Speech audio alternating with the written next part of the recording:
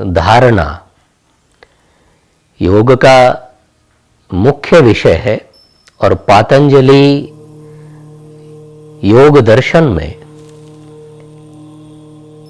प्रत्याहार के पश्चात धारणा का क्रम है।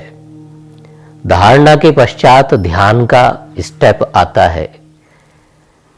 इससे ये सिद्ध होता है कि ध्यान के लिए धारणा अति आवश्यक स्टेप है। और ऋषि पातंजलि ने एक सूत्र भी दिया है धारणा से संबंधित।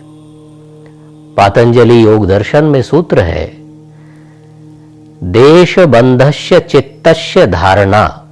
धारणा मीन्स द कंसंट्रेशन, देश बंधस्य चित्तस्य the place, the particular point binds to the mind, helps to have the mind concentrated on a point। यानी कि धारणा माने एक विषय पर, एक बिंदु पर एकाग्र हो जाना और एकाग्र बने रहना, ये धारणा कहलाता है।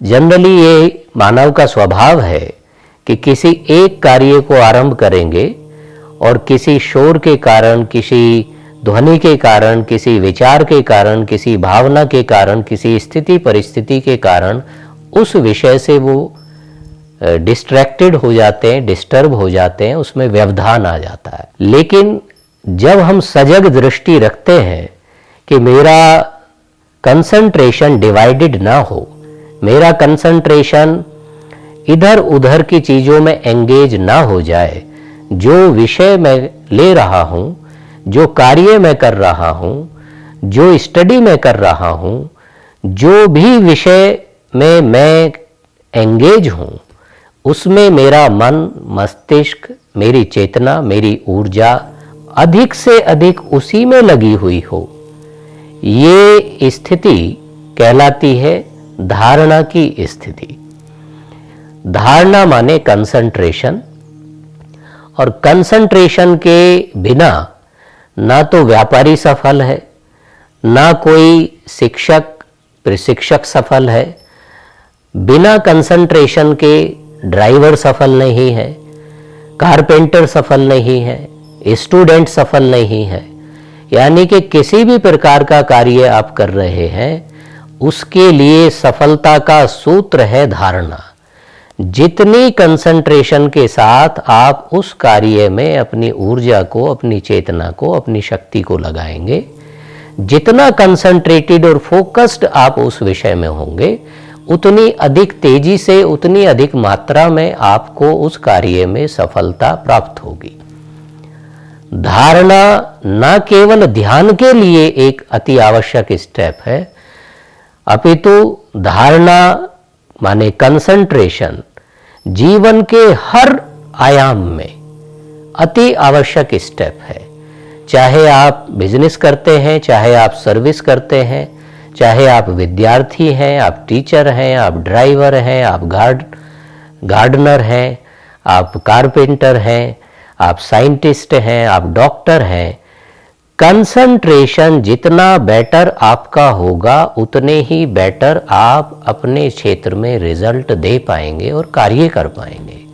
तो कंसंट्रेशन का, धारणा का महत्व न केवल योग में ध्यान के लिए है, अपितु हमारे जीवन में, हर किसी के जीवन में, चाहे आप हिंदू हैं, चाहे मुस्लिम हैं, चाहे गरीब हैं, चाहे अमीर हैं, चाहे कम आयु के हैं, चाहे अधिक आयु के हैं, कंसंट्रेशन के बिना तो आप इवन चल भी नहीं सकते हैं।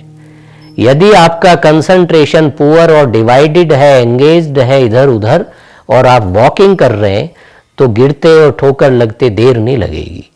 तो बिना कंसंट्रेशन के, बिना धारणा के, ना कोई स्पोर्ट्समैन, ना कोई सर्विसमैन, ना कोई बिजनेसमैन, ना कोई स्टूडेंट, ना कोई टीचर, ना कोई योगी, ना कोई ध्यानी, ना कोई ज्ञानी, बिना धारणा के किसी को भी अपने जीवन में सिद्धता या सफलता प्राप्त नहीं होगी। तो ऐसा अति आवश्यक विषय है धारणा, जिसे इंग्लिश में कहा जाता है कंसंट्रेशन। कंसंट्रेशन, धारणा माने आपकी ऊर्जा, आपकी शक्ति, आपकी चेतना निरंतर, रेगुलर, देर तक और कंटिन्यूअसली एक ही विषय पर फोकस रह सके, ये चेतना की अवस्था कहलाता है, चेतना की धारणा अवस्था।